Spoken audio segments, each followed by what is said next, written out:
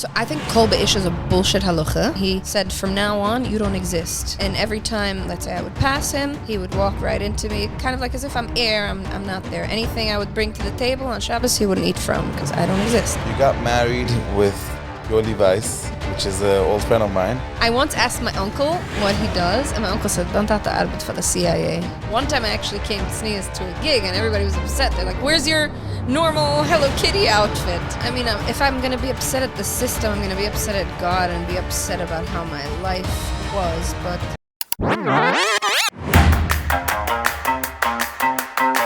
Ladies and gentlemen, this afternoon we have another special guest that you guys requested, Riki Rose. Riki Rose grew up in Williamsburg, right? Williamsburg, not Williamsburg. And we want to get to know you a little bit better and understand from where you're coming, what you're doing, comedian, musician. There's a lot of things going on around you. So welcome, Riki. How are you? Thank you. Baruch Hashem. Good to be here. So I'm happy that you came down. Is it the first podcast that you're doing? No, I've been on Modi and I've been on Frida. I heard about it. One of the yes. questions about Modi. Very nice. I didn't know that Modi does podcasts. He has a podcast. He has a podcast himself too? What is he, a rapper, right?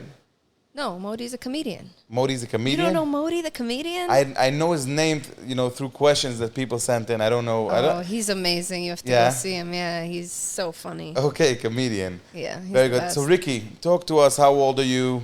Talk to me. I am live years old. How old? 32. Live. 32. You're my age. Okay. Oh, yeah, we're the same. You're 92? 93. Oh, okay. Beginning. Okay. 92. 32 years old. Years young. Grew up in Williamsburg, Hasidic. What Hasidim? B'nai Yoel. You know what B'nai Yoel is. You were in B'nai Yoel. B'nai Yoel. Okay, which is the extremist, what is the B'nai Yoel? Remind me a second. It's the Satmar. Aroinim Zaloinim. Aroinim Zaloinim. And then there's a third little party, B'nai Yoel, that happened even before Aroinim Zaloinim happened. This was when the Baruch Moshe took over, and the Rebbetzin didn't like the Baruch Moshe. So the B'nai Yoel people teamed up with the Rebbetzin, and they became like they're also known as the Rebbetzins people, and I like to call them the original feminists. Okay. That's how you grew up, which is not a big majority of Williamsburg. B'nai Yoel is very little percent, maybe 2, 3, not even. Very small. Very small percentage. Small school, small camp, Big Vaitzoin, Shara Chedva. So you went on all these schools. You grew up Hasidic completely, right? Very Hasidic. Spoke Yiddish your entire life? Only Yiddish. We were not allowed to speak any English in the house, only in school. We weren't allowed to read any English books or listen to any English music. So when did you become a musician / singer / comedian? What are you? What I am Riki Rose. Okay. I am the Riki Rose experience. It's not just a singer. It's not just a comedian. It's a whole thing. If you come to my show, you'll see it's like a one-woman show where I tell my story and I sing, and my songs are also not the typical Yiddish songs that you would get. So the songs that you do are in Yiddish? Most of them. Okay. Yes. I do some English, but Yiddish is my thing. Your home language. It's my mamalution. Yiddish is the language that you feel the most comfortable to sing and talk? Yes, but also I've gotten very comfortable with English over the years. But to writing is very hard for me in English. I can express myself better, especially poetically, in Yiddish. Okay. So you grew up in Williamsburg. You got married with Yoely Weiss, which is an old friend of mine. Yes. At what age? I was 19 years old. When you got married? 18 when we met. Was it a regular shidduch? No. It wasn't a shidduch? It was not. So how was it? No. So I started talking to boys at maybe 16, 17 years old. Which is not normal in the community. No. I was a rebel. Okay. And there's a few boys I was talking to. I didn't really know how it works or how dating works because I grew up Hasidic. So I didn't, just talking to boys alone was forbidden. So I didn't know any concepts of, you go on a date and stuff like that. I didn't know how that works. It's either you have a basho and you get married, or you're a bum and you talk to boys. Okay. And you do whatever it is with them. So I met there was one of my friends, actually you know him too. One of our friends. Okay, you don't need to put names if you feel uncomfortable. I don't need to put names. Yoely Weiss is just too popular that everybody knows him anyway, so it's not a secret. So, me and this guy he's like the first boy I spoke to. We became friends. And he sent me a text one day. He's like, Yoely Weiss wants your phone number. And I had heard about this Yoely Weiss because he made like wedding songs. So Oh, that was my generation, heavy. Yes. Okay. So I got the phone number. So I gave him the phone number. He got my phone number. I've heard about him. I saw he did like some songs, and I had made a wedding song that was like my first big breakout, you know, like making a goyish song. It was a Kesha song. You know the song Blow? Blow. Yeah. Yeah. And I made it into Mazel Mazel Ta. You remember that? Yes, I do. Yes, good times. At the time he told you that he wants to give you Yoely Weiss's number, whatever it was, you were fanning Yoely? Like you were his fan, or you just like looking up at him? What was it? You were excited to meet Yoely? I was excited, yeah. He had made some songs, and I'm like, oh, cool, you know. It'd be interesting because you also like music. Yeah, he liked music, and we had some mutual friends. I was friends with some of those Yoely Rose people. That he was then a follower of Marash and that whole group. So I had heard about him. I saw him once at a wedding, and, you know, I thought, cool. You know, I wasn't like, oh, my God, but I was like, cool, you know, sure, give Let's my see number. how it goes. I didn't think much of it. And then, so he reached out to me, and he started talking to me. And he was different than all the other boys I was talking to. He was very interested in me and what I'm going through. I was going through a very hard time at the time with my family, and he showed like a lot of interest that the other boys didn't. The other boys didn't know how to communicate with a girl, and he just communicated with me just like anyone else. Okay. You know. So you guys, I guess, got engaged. So somehow? not yet. Well, first so I was like, oh, this guy's interesting. He's cool. He says he's going to help me also. He said he was going to help me. Help me with my music, help me because I was going through a very hard time at home.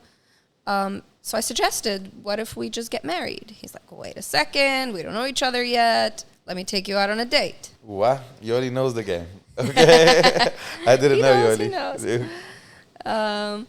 So, yeah, he took me out on a date, and I fell in love with him. What can I say? He's a nice guy. I know Yoely for many years. Yeah. We also had our ups and downs, but nothing major. But I always loved him. Even when we had our downs, I always loved Yoely. Yeah. And in my experience with him, he was always here. He was always giving support and loving, and I had a very good experience with him. So far, I'm happy to see that you had the same experience with him. Yeah. Okay, so you guys got married, both Hasidic, not knowing much. Yeah, we didn't know much, and my parents were not agreeing with the whole thing. Why? So in the beginning, in the beginning they didn't even know I was out there talking to boys. Like, this was a whole new idea. We're talking real fafrimta bana yoel. Like, my mother almost had a heart attack when I told her. She's like, "Yoy, hatzula!" No way. She ran to the window for air. She couldn't breathe, and it was a lot of drama. There was a lot of drama around this time. At the time, my father wasn't talking to me already, not because of this, but because I had cut my hair at bangs, and he kept saying "Nimder tzam the hood," and I ignored him. So at this point, I was already too old. I was 18. He couldn't hit me anymore. So at the time, my father decided he had done everything. He threatened to kick me out of the house. He tried everything, and I was being very rebellious. So I cut my hair in bangs, and I used to put them up so he shouldn't see. And then one day he saw me on the street, and they were down. So he got very upset, and he said, "From now on, you don't exist in my life." At what age? I was 18. And every time, let's say I would pass him, he would walk right into me, kind of like as if I'm air, I'm not there. Anything I would bring to the table on Shabbos, he wouldn't eat from because I don't exist. So that was actually good because at least he's not bothering me. So I appreciated that. Okay. You know? So your mother was shocked on the whole situation. Let's go back on track. So my mother was very shocked when she found out. She had heard like the Vad, remember the Vad that's near Williamsburg, would call her all the time and tell her, dan tochter draait zich in Schaefer. Remember Schaefer? Oh my God, that's memories. Yeah. Okay. A blast from that's the past. That's an area in Williamsburg where all the OTD... The bummers, whatever... going and whatever. Okay, go ahead. Hang out. We didn't even hang out with the boys together. It was like the boys were here, the girls were here, and then I would laugh really loud to make, like, to get the boys' attention. It wasn't even direct contact with the boys. This was like... Right. It was just like we hung out there, Exactly.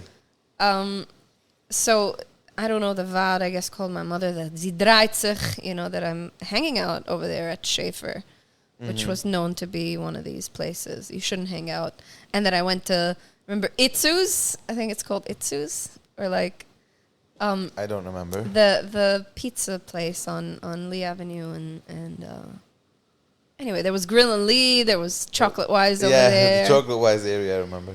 All these places and the VAT. And then I had my bad friends. They all... What is considered bad friends at that time?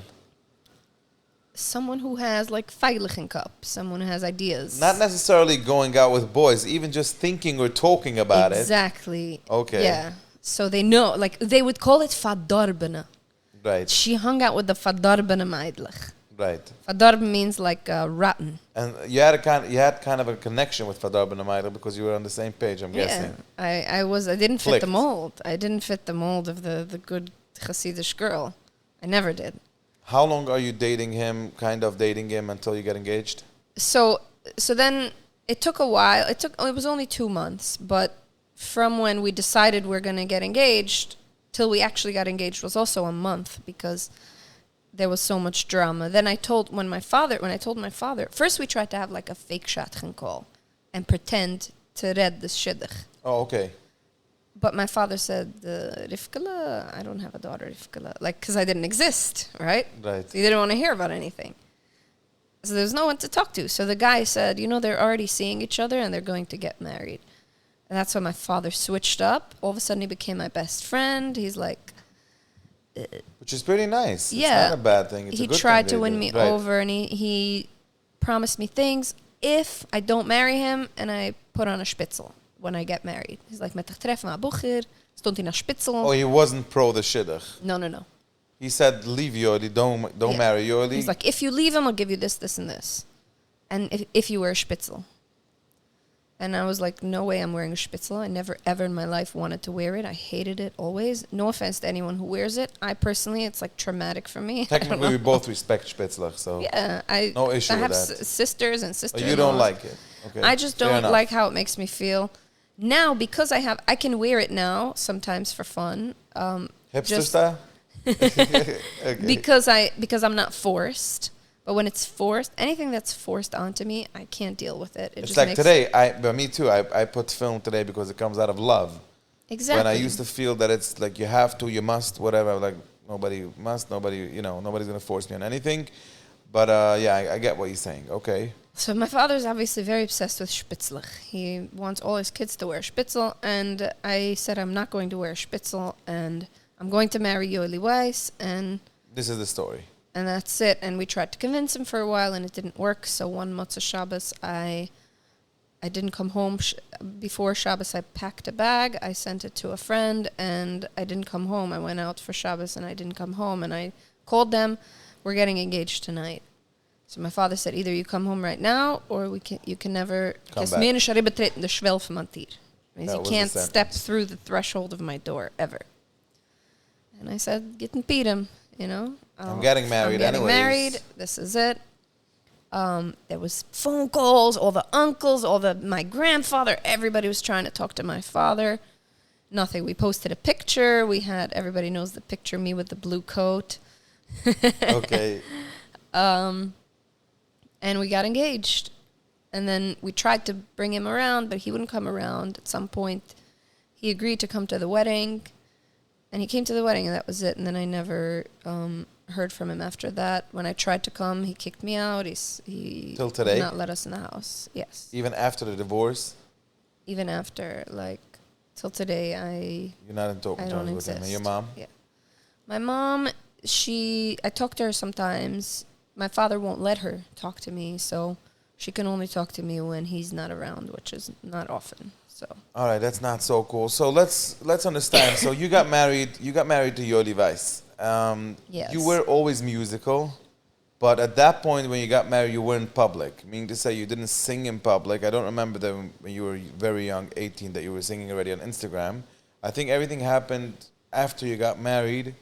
You started feeling more comfortable about it, or give me the start. How No, did I it start started singing from when I was 2 years old. I'm talking about publicly on Instagram. Publicly everywhere. Well, there wasn't Instagram, but I sang wherever I got the chance to, wherever I was allowed to, which wasn't a lot of places, but wherever I could. I was always a performer.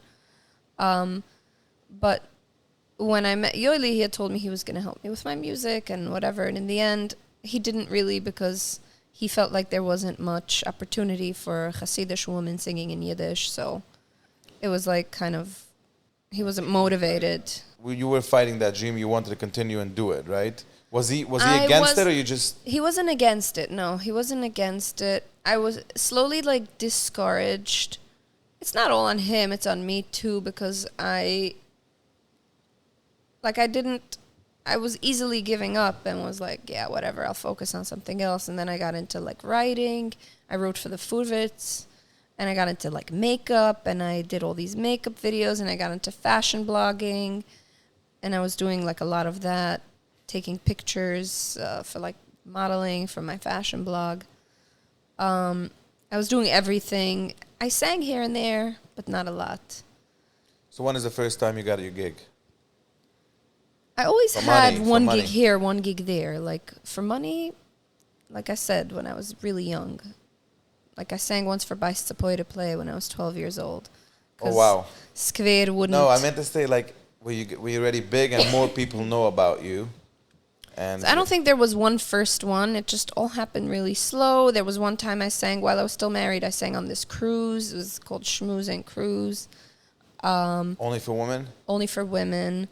I had gigs here and there, but I really started, like, buckling down and putting my career first and quit my job and doing this full time and focusing on this when I lived in Florida. When I moved to Florida, even a little before that, I started doing it. And social media was also a really good tool because I've always been active on social media for years. So I didn't post that much music, but whatever I posted, it was always about me. I put You moved to Florida before your divorce? No, after. Yes. How long were you married for? So I was married for 7 years. Okay. I don't want to go into detail because it's really private, but you're going to feel comfortable to answer. Yeah, I'll share a little bit. At first, when I got married, I was in a very, like, a vulnerable place. I was not in a good place. I was severely depressed, even suicidal. Really? Yes. I thought I just wanted to get out of my parents' house, and when I did, things got a little better. But then, like, a little bit later, I realized that marriage is just another prison that I got myself into. Not because of Yoely, though? No, because I... Generally? Yeah, and I wasn't ready for that, but I thought, like, that I'm so in love with him and we have to make it work forever and ever. And we both were coming from, like, an unhealthy place. And codependency and toxicity, and it was just a roller coaster for the 7 years. The first year, I think, was fine, but after that, it turned into a really difficult roller coaster. Okay, the divorce went smooth, everything went fine? Yeah, everything went fine. The get, right, right away. The second I moved out, he gave me a get. He didn't give me a hard time with Proud any of that, Yoli, so. at least, you know, sometimes things are not working out, but people should Yeah. learn how to finish things in a very easy and nice way. That's how I did it too. Yes. I'm not saying I do, like, there's some resentment that I carry. It's not like, it wasn't all that nice. But it's Everybody not has like, but that's how it disagreements, is. arguments. Yes. It's fine. We're not talking about this. But at the end of the It's- game, you both get to the page that you need to get divorced for whatever reason it was. And the only question that I had about it, that you posted that part of the divorce was because of religion or stuff like Yes, that? big part of it. Yes. What do you mean? You were still then religious, right? I was religious. And Yoli is pretty open-minded. He's not a frum guy, but he's but religious. I took off my shaitel and I started wearing pants, And he didn't like that. He's Hasidic. He's right in a certain way. He didn't like it, and I didn't like. I was like, I want to do whatever the fuck I want, you know? Can I curse? You can curse. Even though people get pissed, they say, Nachi is not stopping to say the F word. I'm like, it comes out of natural. I'm not doing it on purpose, but I love you guys anyways. Go ahead. Plus, we also had, on top of that, an unhealthy relationship. So whenever we would talk about this stuff, it would get very intense, and we would get into a big fight, and we would both end up crying afterwards. You know, like you know how it is, a toxic relationship. So like you decided. So both decided to finish it, and you finished it nicely. Until today, you guys are in good terms. So yeah, we tried. We went to couples therapy for a long time, and I'm gonna change, and you're gonna change, and let's make it work. You know how, again, like unhealthy relationships, that's how it works. Codependency, that's how it works. Where no, I'm gonna change for you, and you're gonna change for me, but people don't really change for each other like that. You want to be with someone who loves you just the way you are, and not have to change. So at some point we were like, yeah, this is not going to work. Yeah. Okay, so you're getting divorced and you're starting more to focus on your own career, I'm guessing. Comedian is still not in the... So when I got divorced, again, I was struggling a lot. I was even homeless at some point. It was a big struggle. I was dealing with depression, anxiety. All of a sudden I was able to feel all these things that I've been pushing away because I was too busy trying to survive this marriage and making this relationship work and not focusing on your life, myself, and healing from all of my childhood trauma, which there was a lot. So all of a sudden it like just all hit me at once. And then I started noticing a pattern in the guys I was dating after my divorce. I was like noticing unhealthy patterns in the men that I'm attracting. Which is what? It's just like men that are never going to love me. When you have daddy issues, when you have a father that doesn't love you the way you are, you tend to attract men like this in relationships. You're like, your inner child that's like the little girl wants to make her father love her. So she tries to find a man like her father and be like, I'm going to make him love me. I'm going to fix him. This time he's going to love me. And it didn't work. That doesn't work. You have to be with someone who you don't have to fix, you know? And somehow you're not attracted to that. So you tried dating a couple of them, I guess. Yeah. I've never liked to be alone, so I've always dated on and off, and I did notice this pattern. And the more I went to therapy, the more I worked on myself, the better the pattern got. Like I was like a better man, an even better man, an even better man, you know. And now I'm actually in a relationship for 3 years already, and we're in a very healthy relationship. Really? Yes. Okay, who's that guy? I want to keep this part of my life private for now. Okay. Yeah, there's a few reasons. Can I ask you another question? Yes. Is it a guy or a girl? It's a guy. I am straight. Okay, that was a question that people asked. If you're straight or you ever dated girls too? No, I tried to date a girl once. And I was you're straight, like, simple. I'm very straight. It's okay to be straight, totally. Yeah, it's okay, whatever you are. Every podcast, you have different kind of everything is okay. These days you have to be like, oh, you're straight. Oh, it's okay to be straight. Okay. Grood. Okay. So you're dating somebody for 3 years and you're saying it's a good relationship, healthy, you feel good? Yes, it's amazing. We communicate with healthy communication. There's no toxicity. It's great. Ricky, I'm very happy for you. Thank you. Let's dive into your music life. Yeah. Talk to me. So you're writing, yes. You're singing, you're doing basically everything. I'm doing everything. And what's the part that you're staying stuck in Yiddish when you might be a big star in the non-Hasidic world? Why is it that you're staying in the Yiddish area? Like, what's the point? That's a good question. I actually get it a lot. So yes, I can go and sing Goyish songs, English, whatever. And I do it sometimes. You're focusing though in Yiddish. Yes. First of all, the gigs, if I get a gig in a bar and in a club, they're not going to pay me, not even a quarter of what I get paid doing Yiddish. What do you mean? Who pays more? The Jews. Now. As long as you're not really famous. Right. But once you get famous, it doesn't matter Then how true. famous Hasidic That's you are, true. you make 2% that any Goyish star makes Yes. in their world. Right, okay. And that's for true. now, That's true. For now, it's also, I'll tell you, when I sing in English, I have an amazing voice. Yes, I was given a gift. You do. And it's great. And people, when they hear me sing even in English, they're like, wow. Especially when they hear me sing live. Right. But when I sing in Yiddish, people are not just wow. They're like who is this? What is her story? Like, what's going on here? So like, talk to me. I want to hear about it. And then also, there's nobody doing this. Right. So who's gonna do it if not me? So you basically left the community. On the other hand, your heart is full of Williamsburg, full of Hasidischkeit, for real, full of Hasidischkeit, full of.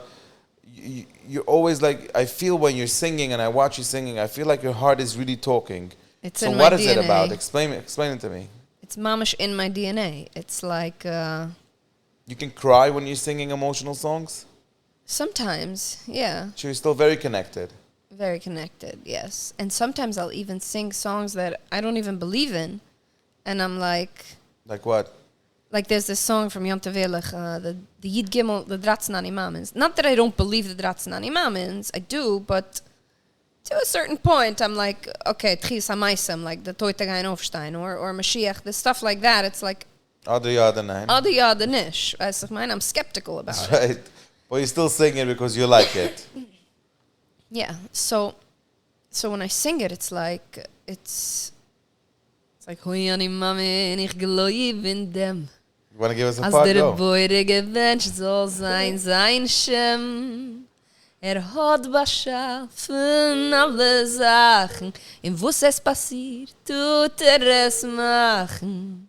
Und allein, führt doch an mit dem. Wow, die Hasidic. Fluent, starke, scharfe Yiddish. Avada. Okay, so at this point you're doing gigs in with the Hasidic community, and how does it work now? So I do all types of gigs. I do Hasidish. I do like the Yiddishist people. I do the klezmer people. I do random Jewish people who are interested in what I do. And I even do Goyish gigs. Like do? when I go to Florida, especially, because when I lived there, I did a lot of Goyish gigs and I already built up. What kind of music? Like soul, jazz, a little bit of pop. A mix of everything, really. And you feel you're connected to their songs, like the one you really love to sing? I Or is do, it yeah, different? especially the blues. I really connect with the blues and jazz because it's also like hartig, more than any of the other songs. Like the blues especially. I even made a Yiddish blues song that I'm working on. And how do you post about if somebody wants to come to a show, where do you post about it? How does it work? Is it something that happens like every month you have a show, or you make an event once in a few months? How does it work? So yeah, I don't have a monthly show, but I do now and then have I'll have like a Riki Rose show. I'll also do these little like women's circles, And for where do you women do to it? sing. Which areas? Mostly New York, all over New York, Brooklyn, Manhattan, Muncie, and by Muncie I mean Pomona and All of those, right. Stony everything's Point, Muncie. whatever. Yeah. So, and you can find it. Tickets you can find always on my social media. I also have a channel where you could sign up to like See events. broadcast messages to get a message on Instagram.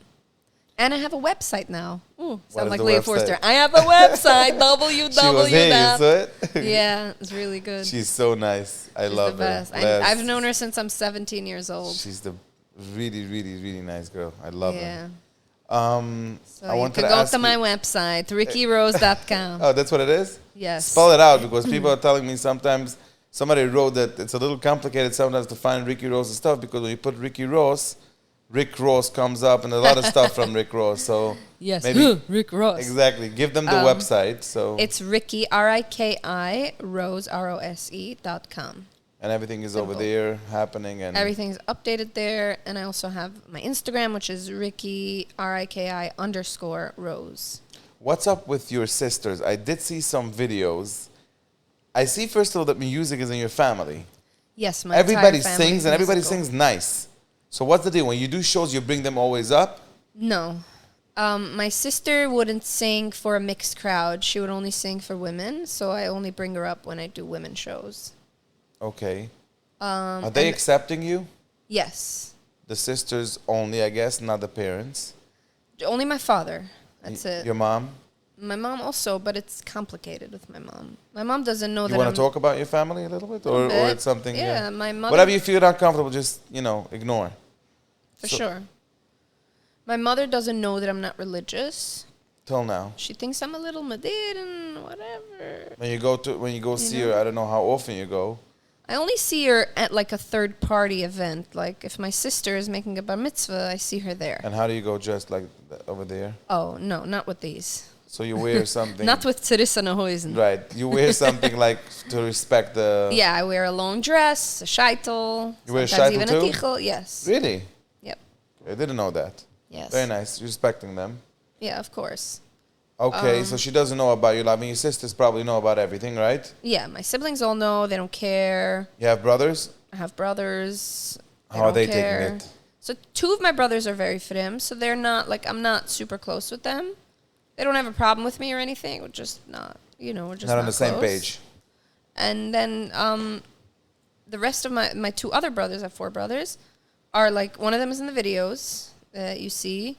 The other one, he also doesn't care. He's in Shida Choir. He's very chill guy. He's in the system and everything, but, all of them are. But Are they you wouldn't upset on the care. system? I'm not. I mean, if I'm gonna be upset at the system, I'm gonna be upset at God and be upset about how my life was. But No, for example, if you're asking me, I'm not. if you're asking me, I'm not upset in the system. I just don't belong there, so I left. But I interviewed lately, I interviewed different kind of people, and some people are like so upset, Really? and I'm like, I personally don't understand. Like, I'm not judging. You can think or feel whatever you want, but I feel like if you don't like it, you're welcome to get up and leave. Not for everybody, it's easy. It's not. It's not now easy. it's easier. Not It used exactly. to be Once much you more do- difficult. yeah. They But made it very But difficult. generally, even you. for us, once you decide to move on, if you're not, like, I'm not trying to bother them, so they don't try to, nobody tries to bother me. Yeah. And I feel that I don't have any hate, but some people went through a lot of things that they feel that they really hate the community for whatever they did, and I want to know if you're part of it, or you're totally cool. You just don't want to be there, and you chose to leave. But that's about it. No, I just don't. I don't. Yeah. For me, so like I said, for us, it's like it's not difficult. It's not so difficult for us not to be upset because we don't have to deal with it so much in our Exactly. daily life. No, but for someone who's still in it, they might be upset. So I'm talking about, let's talk names, because the podcast, by the time this podcast is coming out, the other one came out already. Okay. So I had over here Joseph Krause. Who's Joseph? Joseph Krause is he's the guy that posts on YouTube on Yom Kippur. He takes chazer and he eats it at Yom Kippur and he's trashing everybody. I would be too scared. Look, I'd be it's too not about scared to being do scared. that. I told him I think it's stupid that you're focusing on. I mean, I respect everything anybody chooses to do, but I think it's not bringing you anywhere. Like I told him, you're busy all day fighting and saying how bad and what a cult Hasidim are and this shit. And I told him, and where are you now? Like, what are you doing? You're not doing anything except hating. You're not moving on anywhere in life. You're not doing business. You're not doing this. You're not doing that. And I cared for him. I look at the kid, and he's a nice guy. He's not a bad person. He's just, I think his focus is in a bad way. And I told him, Joseph, I'll give you my hand if you need me, and I'll help you whatever you need. But just stop being like a little kid. But he sees, Maybe he he has feels. to go through that. He has to be angry now so he can. I don't know. I'm wishing him best of move luck, on and he later. knows, Joseph, you can always reach out to me. I'm here for you. But regardless, I'm happy to see that you don't have it this way, and you just chose your life, and you're doing what you need to do, and you can even continue working with the community. With some, Yeah, for some, sure. yeah. I still get gigs all the time. Sometimes they'll say, please come dressed. More tznius, which sneezing. I anyways come. If I get a Hasidic gig, I'm anyways going to be dressed tznius because I'm not trying. One time I actually came tznius to a gig and everybody was upset. They're like, where's your normal Hello Kitty outfit? And what's up with comedy? Where did it start and how did it happen? Also started from a very young age. The same as music. And you mixed it in at the gigs? Yeah, I do. I'll do a little bit and then I'll do a song. I'll do a bit about my song. I'm not like officially a stand-up comedian. I wouldn't consider myself a stand-up comedian. I would say I'm more of just like a funny actor sometimes. You're acting? You know what I mean? I'm telling my story in a funny way. I guess that is kind of like comedian. It's just that I've tried doing stand-up on its own without my music. It's not easy? It's very hard. Nice. Stand-up is hard. Stand-up is so hard. So what is the thing you're posting all the time about Kol Be'isha? What's your deal? What's the story there? Okay, talk to me.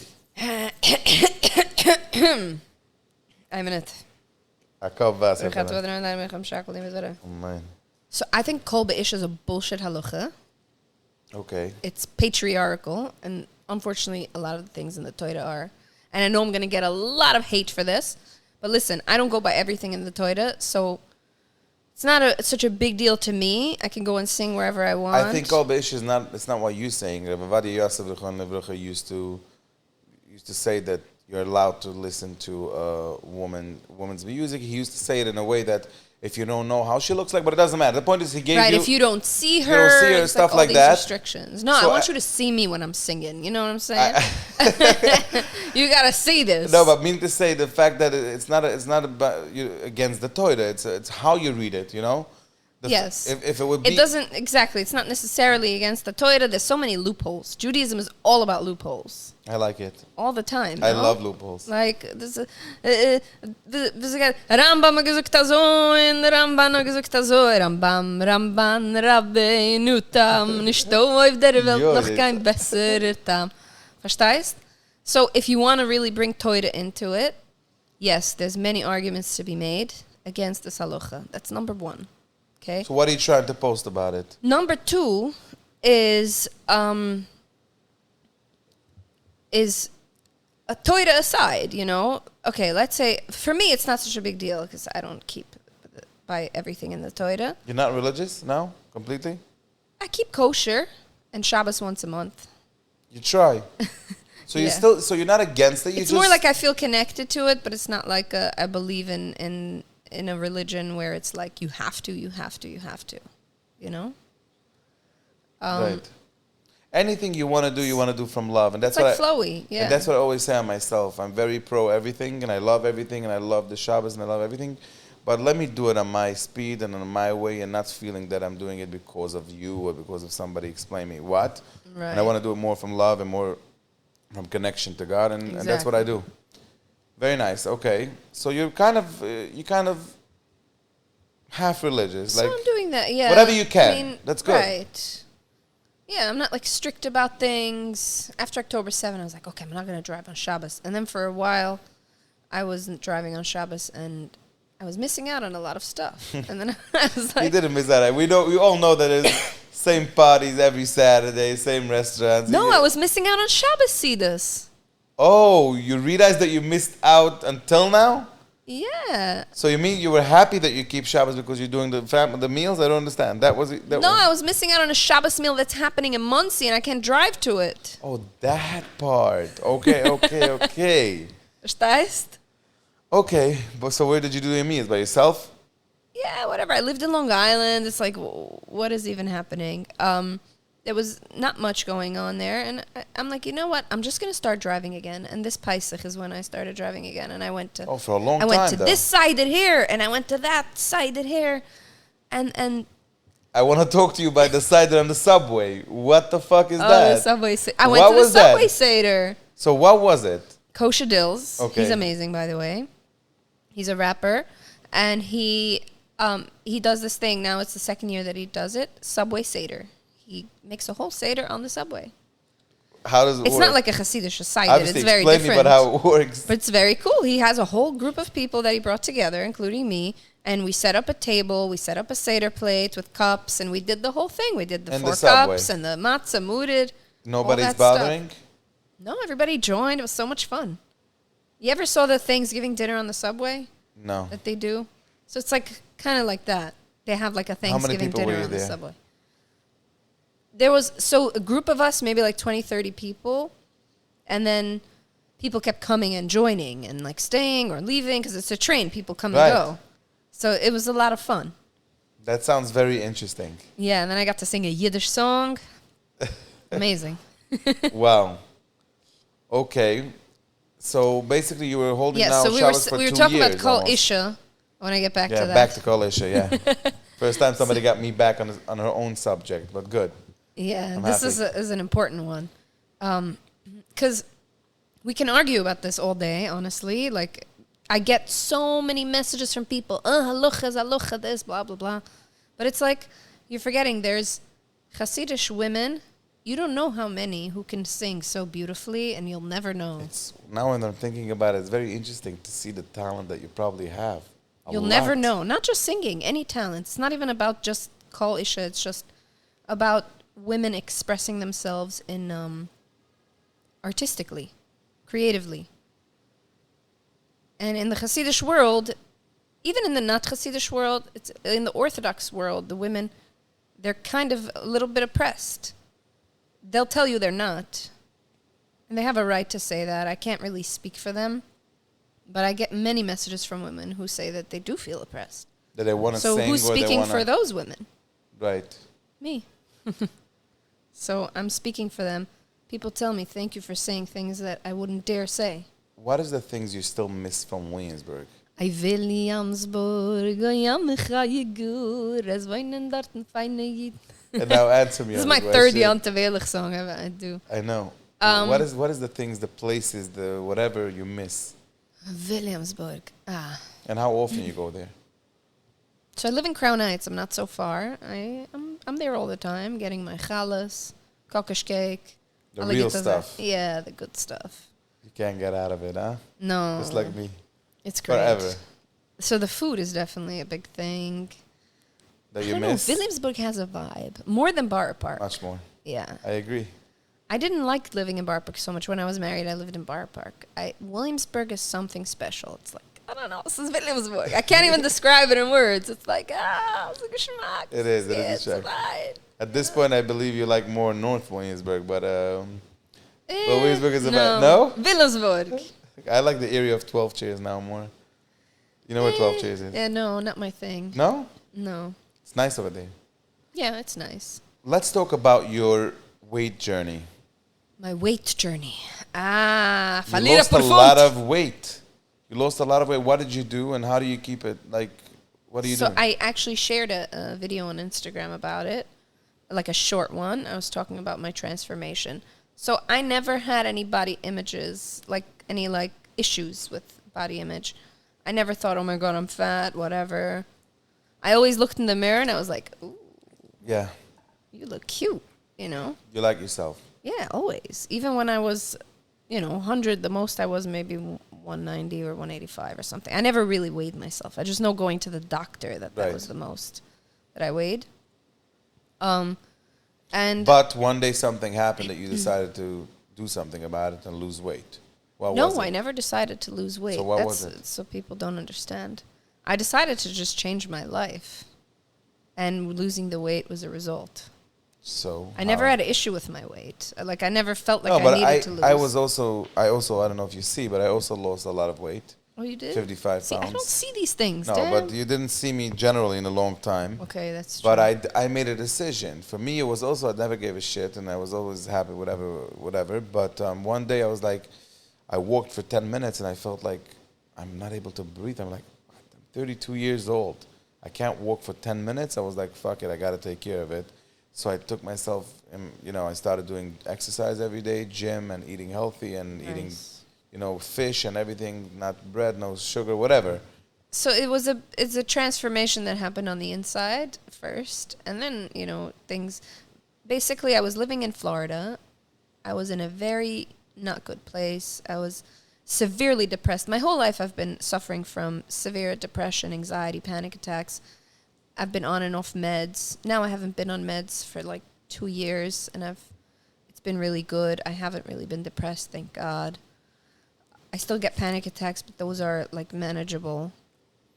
I have all the tools now to deal with them. So the depression was really, really bad. Like, really bad. I was not moving also. Part of the depression is you don't move your body. You just sit in one place. Really? You stay in bed. Or, I was working in an office. So I was just sit in the office, go home, sit in the bed. That's pretty much what I did. I think that's how I slowly it got worse and worse with my weight. And then I started this new therapist I was seeing, and we did ketamine sessions. Have you ever heard of those? No. We did ketamine sessions. It's like an infusion of ketamine with a doctor, and it's supposed to help for depression. So that really did help me a lot. I put the work in afterwards, too. I started developing healthier habits, like meditating, going to the gym, eating better. You going to the gym now? Yes. How often? So now I only go once a week, but in the beginning I went every single day, like 6 days a week. Wow. Sometimes 5, depends. I started with just 5 minutes. They say that gym is very healthy for depression. Mamish the cure. For Mamish the cure. I feel for me it just makes me depressed. I go to gym every day because I want to lose weight and I want to stay in shape. I don't know if gym is the answer No, for no, depression. okay. It's those chemicals that get released in your body. So if you go to the gym and you do like a light workout, you're not going to get that feeling. You have to do like crazy cardio. And obviously you have to listen to your body and not overdo it. But you have to get to that point where you feel, like I would be running, and I feel like I can't run anymore. And I'd push myself and I'd be like, I could do this. And everybody, I'm in my head, it was like therapy. I was run, and I think all the people I have all these voices telling me, oh, you can't sing. You're a woman. You can't sing. You're fat. Because my father used to tell me, I'm fat. You're disgusting. Used to say that? Yeah. So you're horrible. And I was like, no, I'm not. And I was running, and I'm like, I'm amazing. I am love. I am light. Wow. And then I would run like a maniac for like an hour. Wow. And sweat like crazy. That's and amazing. That's I how guess I lost it works. The weight. Yeah. But I wasn't doing it intentionally to lose weight. I was doing it for my depression. It was like a release.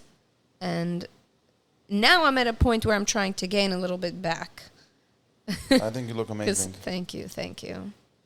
But it's I'm not used to being this size. So I'm getting used to it, I guess. I'm getting used to it. It's like, where is all of me? I feel the same sometimes. I still need to lose a lot, but I also feel sometimes I'm like, wow, you're half. Like I used to be literally double. Yeah. My face was like I don't full remember bone. that. Because I think you remember me this exact weight. Yeah. But in the last 5 years, I gained a lot, and I lost everything now. But let's start like a little bit on like, what is your dream in the next 10 years? What do you want to be in 10 years from now? You're 32. Yes. You're 42. What's your dream? If I can make it happen for you, what is it? My dream is sell out Madison Square Garden, Radio City Hall, Carnegie Hall, perform in all those amazing, legendary places. What is it that you want? You want the love from everybody, or you want people to hear your music? What is it? Yes, I want to share this voice. I feel like this voice that I have is like it's meant for a big stage like that. You think it's possible? I think everything is possible. I mean, the chances are, if you look at what are my chances, you have to be delusional to yes, I think it's possible, delusionally, like, that I'm going to do it. And singing in Yiddish, The Yiddish Madison Square Garden, you're going to have a hard time, but... I'll throw in some Yiddish. Let's do that. Once you have it in English, slowly Yes. you get everybody to... What is she saying? Like, 30,000 people together. Exactly. Like sell out your arenas. Your dream is to be bigger and bigger and bigger and just be a to show your superstar. music for the whole world. Yes. It's not just a dream. It's almost like I feel like it's my purpose. Like, this is what I'm supposed to be doing. It feels right, and it's not something I'm afraid of. I'm afraid of going on an airplane, but I'm not afraid of singing in front of thousands of people. Yeah. Wow. It's like we That's all have our interesting. fears. It's very interesting. Yes. If anything, I get excited. I'm like, ooh, yeah. When I get in a crowd and if I have a big crowd at a show, I'm an even better performer. So the bigger and the better the crowd, the better of my performance is. I really wish you that it should happen because I think that you do have a beautiful voice and people should get to know you more and more. I want to go back to family. Yes. So, do you want to talk a little bit more open about it, or it's a little bit hard for you? Yeah, what do you want to know? About your father. About my father? What did, like, you said a statement that really bothered me. What did That I he say? used to tell you that you're fat. Yeah, This is he something would that say a stuff father like shouldn't that, say yes, to his like, daughter. He wouldn't say it like bizgrub. He'd be like, he'd joke. He's very good sense of humor. So he'll say, like while I'm eating, he would say like, oh, ze esten, ze weet me do grub wie a hose. It's like she eats and she used eats to and get she's hurt? getting fat like a house. So, my therapist says, oh, it must have affected you somehow. You're in denial. I feel like I always laughed at it. I didn't take You it too felt that it seriously. came out of when he used to say it about really got pissed that you're getting fat, or it was just funny, like... It's like a type of abuse that some people do. And to someone who's like a sensitive soul, it can really affect them badly. But I was always very not, maybe I developed this because of the situation at home, but I always laughed everything off. Maybe it's a coping mechanism. Probably. I don't know. These things affect you. You're upset on him today? I'm not upset at him, no. I feel bad for him. I You wish tried reaching out? I've tried to reach out a few times and nothing. Recently, I'm asking. No, not recently. He's already disowned 2 more of my siblings. So it's what? For putting on a scheitel. For taking off the Wow, spitzel. he's really, really, really frim. He's hardcore, yeah. It's not frim. He's not even so frim. He's like... Baxi? He has his thing. It's his way or the highway. He's a very strange, interesting person. What does he do? He says he's a computer programmer. What is he? I don't know. Nobody knows. He probably works for the CIA. I once asked my uncle what he does, and my uncle said, don't have to arbeit for the CIA. Why? Because nobody sees him programming computers? Because nobody knows what he does. That's interesting. And he's very mysterious. He's a very mysterious man. Do you have love to him as your father, or you're disconnected completely? I do have love for him, yes. I do have love for him. I think he's a cool person. I think if he uses these things that he uses to cause chaos, if he uses that for good, he could be unstoppable. Do you think you ever have a chance of him giving you a big fat hug? Oh, never, no. Never? That's not going to happen. Do you Never want it say to never, happen? but I'll take a high five, a handshake. No, that's a handshake you do with me, not with your father. He's not the hugging person. He's not. My family, we don't hug. I'm not a hugger. I forgot. Ashkenazim are more cold. Yeah, my sisters and I, when we see each other, we don't hug. Every time I see my I sister, we just do said a statement this. I can get on it, guys. I'm sorry, but it's facts. What is it? Svardim, I'm more warm and more hugging and more for everything. sure. Nothing personal, I'm a warm person. So after this conversation, if I feel that I open her heart, I'm going to have to give her a hug because that's how I am. You know what I mean? But so it's not so natural to us to hug or whatever. And you want your kids to, when you're going to have your own kids, do you want to have parents that are more high fives, or you want to hug your kids and give them more physical love and stuff like that? Or you want to keep it on the Ashkenaz side and being I haven't thought about it because I think I don't want to have kids. So I don't know. Ooh, that's a topic.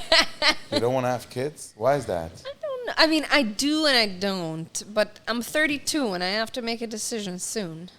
So I'm leaning more towards not. What is the reason why you think that you don't want to have kids? There has to be a reason. I don't have I want to have patience. 8 kids. I can tell you Really? why. Yeah. Because when I'm going to be 55, now I'm partying, having a good life, everything is good. But when you get older and older, forget about, there is a selfish side in it of having, people with you, taking care of you, whatever the case is. Nobody's going to take care of you. No, mean to say take care of me, mean to say, you have a Shabbos Just meal, you having have a 8 kids family. coming down and grandkids. It's fun. You have people to, it's very nice to have a big family. So I have that with my siblings, my nieces, And you don't have your own daughter coming out of you? What do I need it for? To have another talent in this world, or 2 or 3? I don't know. That's an interesting one. That's a good one, yeah. The only reason I would have kids is so that we can sing together. Really?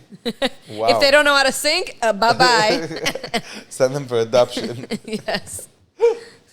Or abuse them the whole time and be like, God forbid. You know, famous kind bist du. You know that last time I saw you, I don't know how long it was probably years ago, but I have to tell you that I see a big difference in who you are as a person in terms of maturity. You're so mature. You're such a different person in the best way possible. I have to say it. Thank you. I didn't expect that. I didn't see. When did I see you last? 10 years ago? Long time ago. Yeah. You were still married. I was still married. Probably. Yeah. Long time I guess. ago. You're talking about 10, at least 10 years ago. That's amazing. So I got to tell you that you look good and you look totally Thank I you. see a big change in a good way, like in the best way I've possible. put in a lot of hard work, yes. I've read a lot of self-help books. So you have a pretty famous Instagram. You ever deal with pro-Palestine because it's a Jewish famous account? You deal with pro-Palestine comments and stuff and hate and threats and stuff like that? So I had it on one video because the one video that reached the most views, and like an idiot, I turned off the comments because it was bothering me. And then the video stopped getting views. Yeah. If I would have let the comments roll, I would have gotten to a few million views. Really? Which Yeah, video because is it was already at 300,000 and the views were going up really fast. And then I was like, I don't want this stuff on my page. Posting the gas emoji and the pig emoji. I'm like, get off. So I put the comments on. Any threats? No comments. You ever got threats from Polis? I never got any private messages from people like that. I don't post a lot about like Jewish Israel. I've never been to Israel. Yeah, but really? I've never even been to Wow, Israel. I should invite you. Israel's beautiful. Remember I said I'm afraid of getting on a plane. 1 second, hang on. I'm working on it in therapy. therapy. But you flew already in life, I've right? flown, yes. Okay, good. So work on it. It's good. I'm working on it because My grandmother has it, but she's working on it and she's fighting it and she flies here and there. It's hard for her, but she's doing it. You can do it. Yeah, my grandfather. I think know DJ Khaled has it too. Oh, DJ really? Khaled had an issue. I think now he's already flying all over, but I think till a few nice. years ago he didn't fly. That's what I remember. Yeah, it's a fear. It's a So very somehow big fear. It's like. I feel much safer in a plane than in a car. To be honest with you, I'm flying a lot. Well, when I'm not driving in the car, I also don't feel safe. I need to be in control. Really? I have like control issues. I need to be in control. Maybe if I'd fly the plane and be a pilot, I wouldn't be scared. Wow.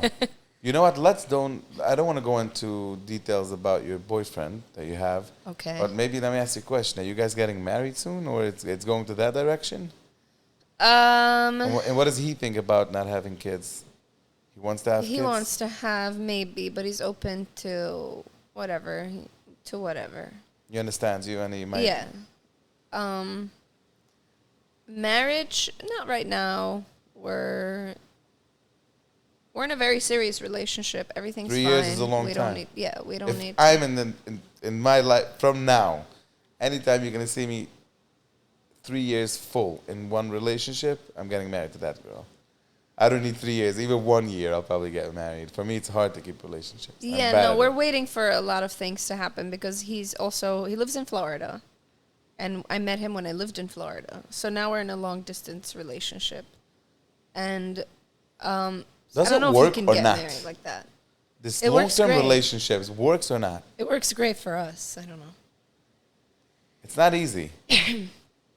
So sometimes it's hard. You miss each other. But sometimes it's really fun because you get to go on trips to visit each other.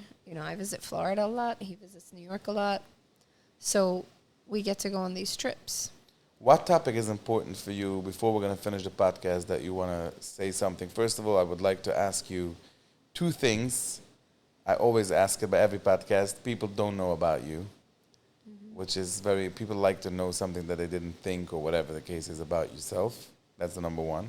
feel like people know everything about me because I'm such an open book. I've shared my whole life. Whoever has been following me for a long time knows every detail of my life almost because I shared so much. I even overshared at some point. And then I learned that it wasn't healthy, and I learned how to like share a lot without sharing too much. So I feel like everyone knows everything. I can't think of something that people wouldn't know. You don't have something. Even one little thing that people don't know about you, that's amazing. If you don't have one. I don't have any secrets. I mean, besides for this relationship that I'm not posting about, it's not like a secret. I've brought him places. I've brought him to Sababa Festival. People have met him. It's just that... You're not posting him.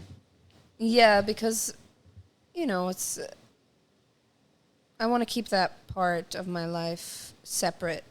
When I was with Yoli, we would post a lot, and I felt like it wasn't healthy to like post, oh, pictures, look at us, how cute we are. You guys were very cute, I have to say, in the past. But are you guys still, like, you and Yoli still talk about music sometimes or stuff like that?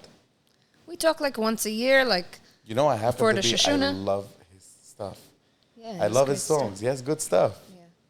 Yeah. Yoli, I'm a fan, you should know that. Maybe yes. Riki too, but okay. Yeah, I'm a fan of his music for sure. Yeah, he has good stuff. Riki, first of all, I want to tell you about your parents, about your father. Something that I personally, I just opened it on my Instagram. I don't know if you saw, like 2 days ago. I posted the first time a picture with my father after also 10 years that we didn't talk.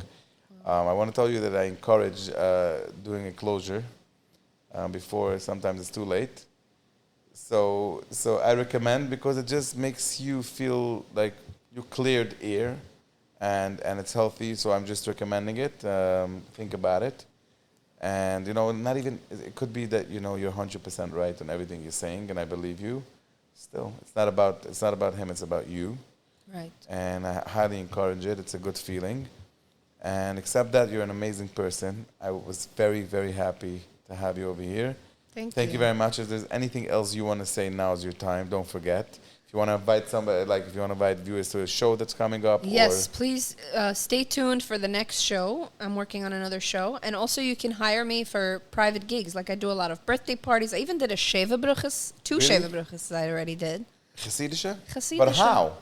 I don't know. They just don't care. They don't care, like... They're like a little bit more it's like 20 people. Like, yeah, it's like a like family. Smaller events, because it can't be an event with 150 guys and girls. No, one was in a restaurant, one was in a backyard. Oh, that's nice. Yeah. Yeah. Okay, so. So I'm available for gigs. I do have a lot of gigs in the summer, Baruch Hashem, already. So. You can still reach out. Right. You can reach out and find out. And I'm going to be performing also on Summer Stage in Central Park. Do you know what that is? It's a big deal. No, I didn't know. Yes, it's on June 30th.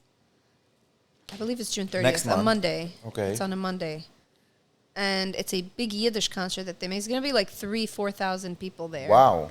So it's that's going to be the first biggest concert probably that you did. Yes.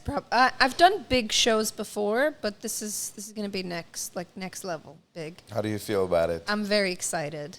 I'm very excited. So I'm encouraging everybody to come out. I think it's free. I'm not sure, but I think it's free. So come to the show. And there's going to be a lot of other cool Yiddish artists as well. I'm doing a duet with someone. And that's a question I forgot. Yes. Who's your dream to do a duet with? All of my idols are already dead. Like Ray Charles and Bill Withers. No. Let's think of the alive people. Well, actually, yeah, it would be a dream to do like with a Hasidic singer. Which one? Unfortunately, your fetish is still Hasidim, huh? I'm going to say... No, not in this way. Like, even music. I'm talking about music. Yes. If it would be a Goyish singer, I would say Lady Gaga. I'm a huge fan of Lady Gaga. Wow. I'm obsessed with her. My song was the Chusen song was Lady Gaga. Was Lady Gaga? Avram Mikalish. Oh, yes. Okay.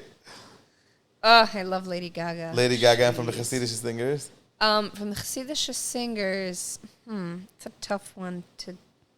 There's so many that I love so much. I want to say Lipa Schmelzer, but I also want to say Avram Fried. Oof. I don't know why. I just love Avram Fried. Is good. I love Avram. I know everybody's like MVD. I like MVD too, but Avram Fried, The way he sings all the Yontav Ehrlich songs, I don't know. Shabbos, Kodesh, He Shabbos. sings like a mit dem Ganzen, you know. He's Like telling you, the basically. story. Yeah. Yeah. Very nice. Yes. All right, Riki. Thank you very Shkoyach. much for coming Thank down. you. We'll be in touch. And guys, feel comfortable to comment over here. Show some love and some hate if you feel it. And good luck to everybody else. Bye. Rock and roll, baby.